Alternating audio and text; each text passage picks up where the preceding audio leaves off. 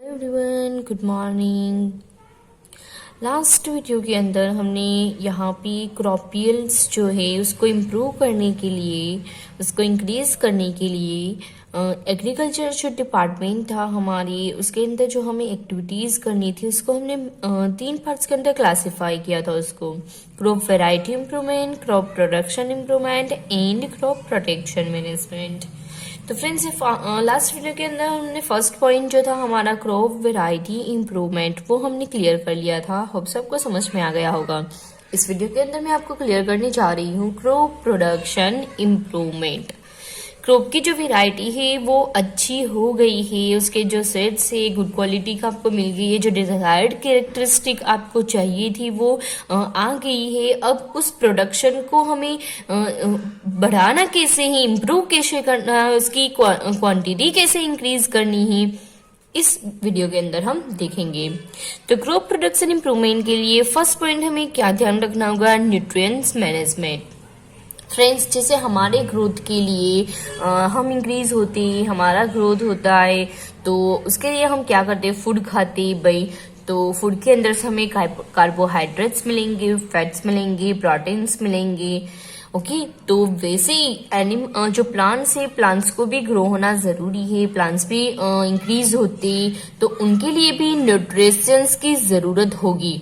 तो वो न्यूट्रिशंस कौन कौन से हैं, कार्बन है, ऑक्सीजन है, हाइड्रोजन है, नाइट्रोजन है, phosphorus, potassium, calcium, magnesium, sulphur, iron, manganese, boron, zinc, copper, molybdenum and chlorine.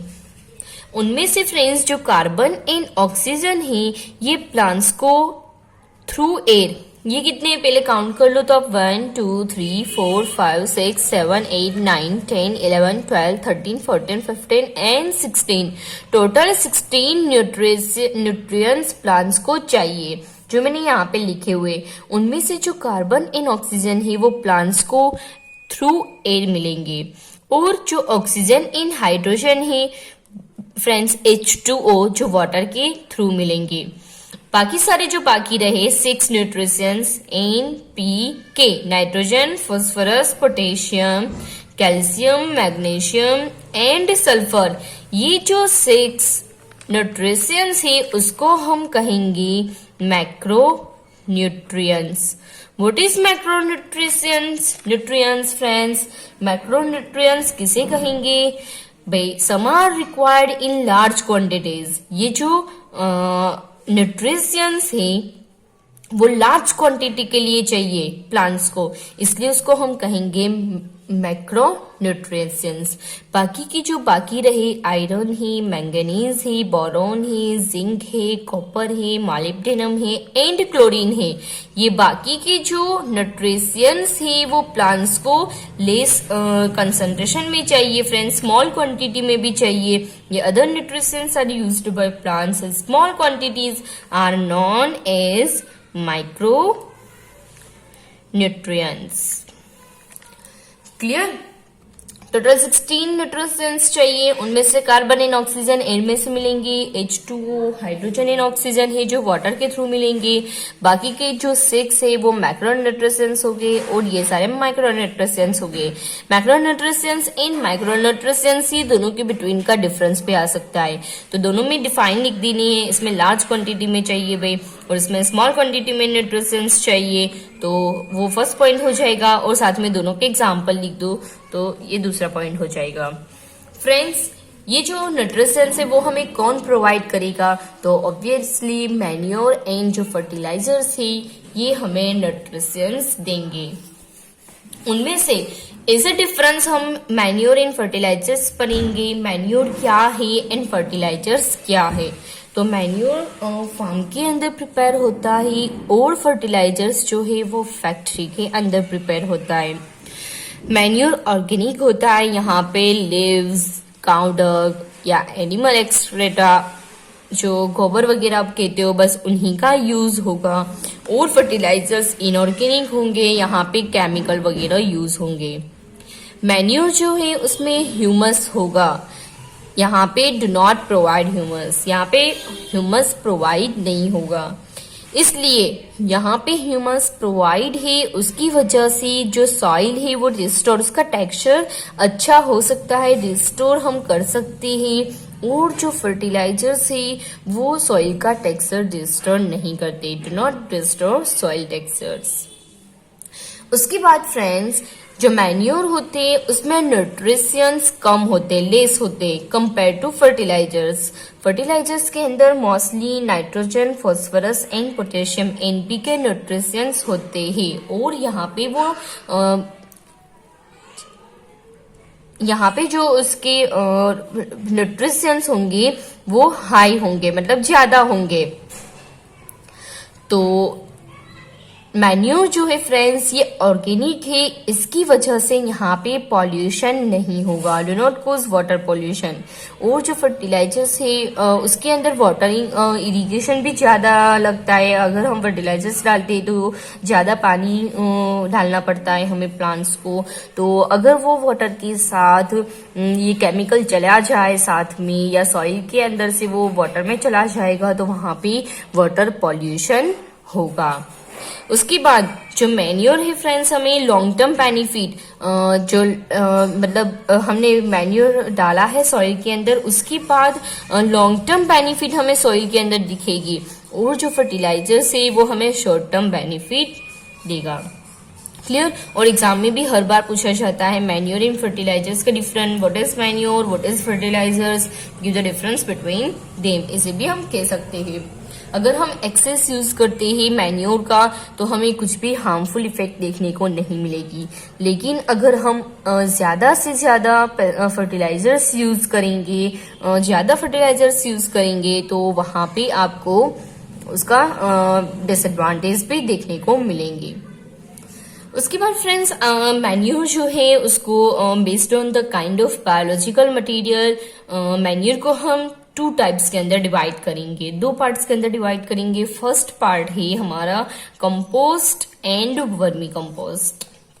इसमें क्या होता है फ्रेंड्स, तो विलेज वगैरह के अंदर जहाँ पे फार्म होता है, फार्म के अंदर एक बड़ा सा खड्डा, एक बड़ा सा पिट बना लेते हैं वो ग्राउंड के अंदर। वहां पे क्या करेंगे, जो एनिमल एक्सक्रेटा होगा यहाँ पे डालेंगे। ये जो खड्डा बनाया है उसके अंदर एनिमल जो एक्सक्रेटा होगा, जो काउडर वगैरह होगा, उसको यहाँ पे वो डालेंगे। उसके बाद ऊपर का लेयर लीव्स वगैरह रख देंगे, यहाँ पे लीव्स वगैरह हो जाएंगे। या जो डोमेस्टिक वेस्ट है, घर के अंदर से जो कचरा, वेजिटेबल्स पिल्स वगैरह निकले हुए हैं वो डाल लेंगे। उसके बाद वापस एक जो ऊपर का लेयर उसका काउडंग और एनिमल एक्सक्रेटा वो सब आ जाएगा। उसके बाद उसके ऊपर वापस लीव्स वगैरह या डोमेस्टिक जो वेस्ट है वो सारे यहाँ पे डाल देंगे। वैसे पूरा जो खड्डा है वो फिलअप कर लेंगे, animal excreta leaves, animal excreta leaves, animal excreta leaves. उसके बाद ये जो हमारा खड्डा है, जो पीठ है, उसको कवर कर लेंगे। और आफ्टर 1 वीक या 2 वीक उसके बाद अगर हम देखेंगे तो उसके अंदर जो माइक्रोब्स वगैरह होंगे, जो यूजफुल माइक्रोब्स है, उसको डिकम्पोज कर लेंगे ये सारे चीज को, और हमारे पास एक अच्छा वाला मैन्योर प्रिपेयर होगा। तो इसको कंपोस्ट कहते हैं, हम कंपोस्ट मैन्योर कहेंगे। साथ में वर्मी कंपोस्ट क्या है, तो वर्मी कंपोस्ट के अंदर क्या किया जाता है, जो अर्थवॉर्म्स होते हैं, अर्थवॉर्म्स को इस पीट के अंदर, ये खड्डे के अंदर ही डाल दिया जाता है। क्यों भाई, आपको पता है अर्थवॉर्म्स फार्मर के फ्रेंड्स से साथ में ये सॉइल को लूजिंग करने में जो लूजिंग करते हैं। यहाँ पे तो सॉइल नहीं है, पर यहाँ पे जो भी है काउडंग वगैरह उसको लूज करेंगे, और ये जो प्रोसेस है कंपोस्ट की उसको इजी कर लेंगे, थोड़ी शॉर्ट कर लेंगे। तो ऐसे भी उसको अर्थवॉर्म्स को ऐड किया जाता है। तो मैन्योर को क्लासिफाई किया हमने based on the biological material, compost and vermicompost. और दूसरा हमारे पास है ग्रीन मैन्योर। तो ग्रीन मैन्योर के अंदर क्या किया जाता है फ्रेंड्स, कि prior to the sowing of the crop seed, some plants like sunhemp और guar are grown and then mulched by the plugging them into the soil. Suppose ये हमारे पास एक फील्ड है, फील्ड के अंदर हमें विट या राइस का क्रॉप लेना है। तो वीट का क्रॉप हम लेंगे उसके 15 दिन पहले या 1 मंथ पहले या 1 वीक पहले यहाँ पे आपको सनहेम्प एंड ग्वार का प्लांट ग्रो कर लेना है। तो ये जो प्लांट्स है वो फटाफट ग्रो हो जाते हैं, जल्दी ग्रो हो जाते हैं और ये क्या करते हैं, सॉइल के बेस में जो ग्राउंड होगा, हमारा जो फील्ड होगा, उसकी सरफेस नहीं पर उसकी जो अंदर रूट्स वगैरह होते हैं जहाँ पे प्लांट्स के, वहां पे जो न्यूट्रिशंस है उसको खींच के वो सरफेस पे ला देते हैं। कौन भाई? ये प्लांट्स। और उसकी वजह से क्या होगा, जो ग्राउंड के अंदर जो भी न्यूट्रिशंस है वो सरफेस पे आ जाएंगी। और अगर हमें वीट का क्रॉप लेना है तो बाद में ये जो पूरा फील्ड है उसको हमें प्लगिंग कर लेना है। उसकी वजह से ये सनहेम्प के और ग्वार के अंदर जो न्यूट्रिशंस आ गए वो सॉइल के फर्स्ट लेयर पे आ जाएंगे, सॉइल के सरफेस पे, जो फील्ड का सरफेस होगा वहां पे आ जाएंगे और हमारा जो क्रॉप है वो इजीली वहां से न्यूट्रिशंस ले सकते हैं। क्लियर? समझ में आ गया मैन्यूर फर्टिलाइजर्स क्या है, उसके बाद उसको क्लासिफाई कैसे किया हमने। उसके बाद वही टॉपिक के अंदर आपको पढ़ना है ऑर्गेनिक फार्मिंग के बारे में। आपने बहुत जगह पे ये नाम सुना होगा कि ऑर्गेनिक है भाई टोमेटो। तो ऑर्गेनिक का मतलब क्या है कि जहाँ पे केमिकल्स, फर्टिलाइजर्स वगैरह का, ऐसे फर्टिलाइजर्स जिसके अंदर केमिकल यूज किया जाता है, जैसे कि हर्बिसाइड्स है, पेस्टिसाइड्स है, फर्टिलाइजर्स है, उन सब का यूज नहीं किया जाता इसी फार्मिंग के अंदर। तो फ्रेंड्स, ऑब्वियसली केमिकल्स का यूज नहीं है तो वो हमारी हेल्थ के लिए बहुत ही अच्छा होगा। टोमेटो ऑर्गेनिक फार्मिंग से बनाया हुआ है तो उसका जो टेस्ट होगा वो भी बहुत प्यारा होगा, बहुत ही स्वीट होगा। इसका एक चीज याद रखनी है कि ऑर्गेनिक फार्मिंग के थ्रू जो भी प्रोडक्शन मिलेगा हमें वो थोड़ा कॉस्टली होगा।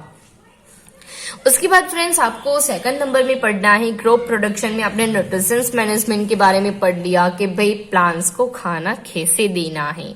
इन शॉर्ट, अब प्लांट्स को पानी कैसे देंगे भाई? इरिगेशन, यानी खाने के बाद हम भी पानी पीते हैं। तो इरिगेशन क्या है? तो इरिगेशन यानी कि एक रेगुलर इंटरवल पे प्लांट्स को वाटरिंग करना, इरिगेट करना। तो वो इरिगेशन कोई भी मेथड से हम कर सकते हैं। हमारे इंडिया के अंदर रेनफॉल भी होता है तो रेनफॉल के थ्रू इरिगेशन होगा। साथ में रिवर है तो रिवर के थ्रू भी हमें वाटर मिलेगा। केनाल है या वेल है, वेल पे भी 2 टाइप्स की है भाई, टग वेल है, ट्यूबवेल है। ट्यूबवेल यानी कि जो बोरवेल हम कहते हैं वो ही, और ये कुआं। साथ में जो टैंक होती है उसके थ्रू भी हमें स्मॉल स्टोरेज रिजर्वोयर जिसको आप बोलते हो टैंक, तो उसमें क्या किया जाता है, जो रेन वाटर आता है उसको, जो रन ऑफ होगा उसको स्टोर किया जाता है एक रिजर्वर के अंदर। तो वो स्टोरेज टैंक बन जाएगी और बाद में वही वाटर को हम फर्दर इरिगेशन के लिए यूज करते हैं। क्लियर? तो उसके बाद कभी कभी चेक डैम्स वगैरह भी बनाया जाता है, जो लो कोस्टल एरिया है जहां से वाटर पूरा सी के अंदर जा सकते हैं। इसी एरिया के अंदर चेक डैम वगैरह बना के भी हम प्लांट्स को वाटरिंग कर सकते हैं, वाटर दे सकते हैं। और इसमें ध्यान क्या रखना है कि ऐसी मेथड यूज करनी है आपको जहां पे लेस क्वांटिटी के अंदर वाटर यूज हो और वाटर का लॉस ना हो। वाटर को सेव करके हमें रखना है, हार्वेस्ट करना है वाटर, और वाटर का मैनेजमेंट अच्छी तरीके से करना है इरिगेशन के अंदर। उसके बाद फ्रेंड्स, हमारे पास थर्ड नंबर है, यही क्रॉप प्रोडक्शन के अंदर थर्ड नंबर में हमें पढ़ना है क्रॉपिंग पैटर्न्स के बारे में। तो क्रॉपिंग पैटर्न्स 3 पार्ट्स के अंदर हम पढ़ेंगे, mixed cropping, intercropping and crop rotation. Mix यानी मिक्स करना, सही बोल रही हो भाई। तो किसको मिक्स किया जाता है? सपोज आपके पास एक फील्ड है, फील्ड के अंदर आपने 2 क्रॉप्स को साथ में ग्रो किया है रेंडमली। वीट एंड ग्राम दोनों को साथ में मिक्स कर लेना है। वीट एंड मस्टर्ड या कोई भी आप ले सकते हो, वीट ग्राम ले सकते हो, वीट मस्टर्ड ले सकते हो, या ग्राउंडनट एंड सनफ्लावर ले सकते हो। इसी 2-2 की पेयर में आपको प्लांट्स को एक ही फील्ड के अंदर ग्रो करना है। तो फ्रेंड्स, यहाँ पे आप जब प्लांट्स को सिलेक्ट करोगे तो उसमें ध्यान क्या रखना होगा कि दोनों प्लांट्स के रिक्वायरमेंट डिफरेंट होनी चाहिए। सपोज इनको एनपीके चाहिए, नाइट्रोजन, फास्फोरस एंड पोटेशियम चाहिए, तो सामने इसको कैल्शियम, मैग्नीशियम एंड सल्फर की जरूरत होनी चाहिए। न्यूट्रिशंस की डिफरेंस होनी चाहिए। ये तो वाटर, वीट को वाटर कम चाहिए तो ग्राम को वाटर ज्यादा चाहिए। ऐसी मैं आपको एग्जांपल दे रही हूँ, ऐसी ही आपको क्रॉप की चॉइस करनी है। दोनों क्रॉप्स की रिक्वायरमेंट डिफरेंट हो, उसकी वजह से क्या होगा, आप जो भी सप्लाई कर रही हो वाटर का या तो न्यूट्रिशंस का, वो पूरी जो फुल वाटर एंड न्यूट्रिशंस है वो यूज हो जाएगा इसके अंदर। उसके बाद मेथड का एक बेनिफिट ये रहेगा कि अगर आपके फील्ड के अंदर वीट का जो क्रॉप है वो फेल हो गया, तो साथ में जो आपने दूसरा क्रॉप प्लांट किया हुआ है, जो ग्रो आपने लिया हुआ है, उसका प्रोडक्शन तो आपको मिल सकता है, मिलेगा। मतलब फार्मर पूरा दुखी नहीं होगा कि भाई मेरा पूरा क्रॉप चला गया, तो उसको एक क्रॉप का प्रोडक्शन नहीं मिलेगा तो दूसरा क्रॉप का मिल सकता है। मिक्स क्रॉपिंग का ये एक बेनिफिट रहेगा। उसके बाद फ्रेंड्स आपके पास है इंटरक्रॉपिंग। उसमें आपको क्या करना है, इंटरक्रॉपिंग के अंदर यहाँ पे भी मिक्स में ही लेना है आपको क्रॉप को, लेकिन यहाँ पे एक पैटर्न चूज करनी है। सपोज आपने आपकी फर्स्ट, सेकंड एंड थर्ड जो कॉलम है उसमें आपने वीट का क्रॉप ले लिया भाई, इसमें वीट ले लिया। फिर फोर्थ, फिफ्थ एंड सिक्स यहाँ पे आपने ग्राम का ले लिया। फिर वापस आपने वीट लिया, वापस आपने ग्राम ले लिया। इसी पैटर्न के अंदर आपको प्लांट्स करना है, क्रॉप को लेना है। उसकी वजह से क्या होगा कि इसका बेनिफिट क्या रहेगा आपको, कि अगर आपके फील्ड के अंदर यहाँ पे वीट की जो क्रॉप है उसको कोई डिसीज लगी हुई है, यहाँ पे कोई इंसेक्ट वगैरह आ गई है, उसको डिसीज लगी हुई है, तो वो फर्दर आगे जो भी क्रॉप्स है उसके अंदर ट्रांसफर नहीं होगा। तो ये उसका एक बेनिफिट रहेगा। उसके बाद क्रॉप रोटेशन क्या होगा कि एक particularly piece of the land जो होगी आपको उसी के अंदर सक्सेशन आपने जो भी प्लान किया हुआ है वही टाइम के अंदर डिफरेंट क्रॉप को ग्रो करना, तो उसको कहेंगे हम crop rotation. The growing of different crops on a piece of land in a pre plan succession is known as crop rotation. मतलब आपके पास एक फील्ड है तो आपने इस साल इसमें वीट लिया तो दूसरे साल कोई और प्लांट्स को ग्रो करना होगा। उसके बाद वापस आप थर्ड ईयर के अंदर आप वापस वीट ले सकते हो। अगर एक ही क्रॉप को आप एक ही फील्ड के अंदर बार बार लेते जाओगे तो उसकी वजह से क्या हो सकता है कि वीट के क्रॉप को जो भी न्यूट्रिशंस चाहिए वो लेते जाएंगे तो वो सॉइल के अंदर से फिनिश हो जाएंगे। तो उसकी वजह से दूसरी क्रॉप वही क्रॉप को वो न्यूट्रिशंस नहीं मिल पाएंगे। तो अब क्रॉप का रोटेशन करना होगा आपको और उसकी वजह से भी आपको प्रोडक्शन अच्छी मिल सकती है। तो फ्रेंड्स यहाँ पे जो एग्रीकल्चर पार्ट है हमारा, उसका सेकंड पॉइंट पूरा जो था क्रॉप प्रोडक्शन में इम्प्रूवमेंट, वो हमने यहाँ पे फिनिश कर लिया। और हमारा जो थर्ड पार्ट है उसमें हमें क्रॉप प्रोटेक्शन मैनेजमेंट के बारे में पढ़ना है, वो हम नेक्स्ट वीडियो के अंदर पढ़ेंगे।